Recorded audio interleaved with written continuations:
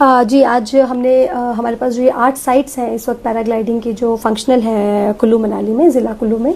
हमने उन सभी एसोसिएशंस के साथ जो है आज एक बड़ी महत्वपूर्ण बैठक की है और उसमें कुछ बड़े इंपॉर्टेंट डिसीजंस हमने लिए हैं इन view of safety of paragliding और इसको रेगुलेट करने के लिए, क्योंकि पीछे कुछ समय से हमने देखा कि कुछ हादसे भी हुए हैं और कुछ में जो है वो लोगों की लापरवाही भी जो वो सामने आई है। तो इसमें जो है सबसे पहला जो निर्णय लिया गया है और इसमें जो है वो हाई कोर्ट ऑनरेबल जो हमारे हाई कोर्ट है उनका भी ये ऑर्डर्स हैं कि मार्शल्स जो है वो अपॉइंट होंगे सभी जितनी भी पैराग्लाइडिंग साइट्स हैं। ये मार्शल्स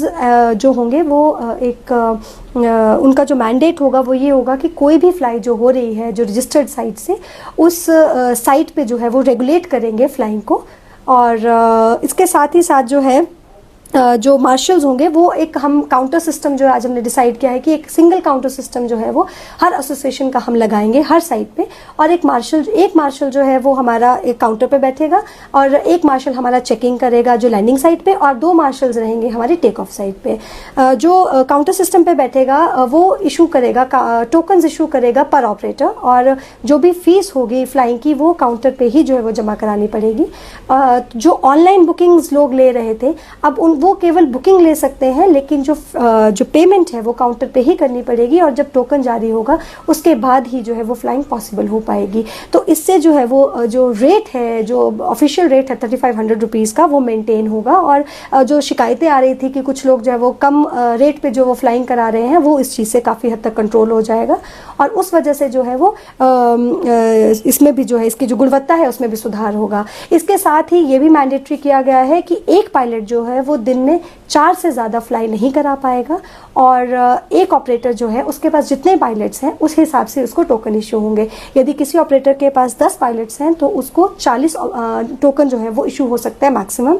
जितने भी वो कस्टमर्स उसके पास हैं उस हिसाब से वो टोकन खरीद सकता है, और जितनी भी फ्लाइंग उसकी होगी शाम को एसोसिएशन के अकाउंट से उसके अकाउंट में जो है वो अमाउंट जो है वो उतना जो है वो ट्रांसफ़र हो जाएगा।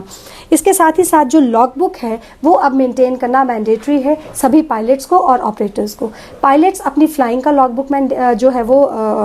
इसको जो है बनाएंगे और जब वो फ्लाई कंप्लीट करेंगे तो वो लॉग बुक मार्शल के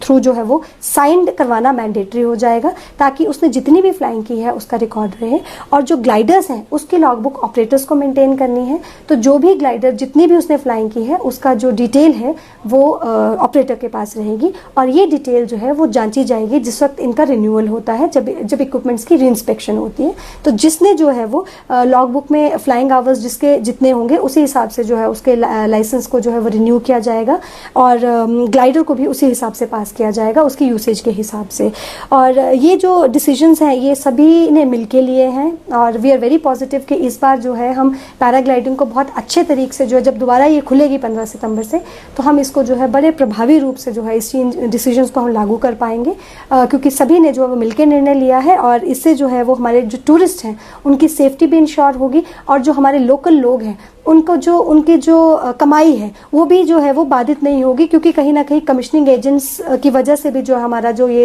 एडवेंचर स्पोर्ट है,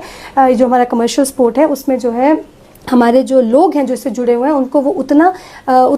रेम्युनरेशन नहीं मिल पाता है जिसके वो हकदार।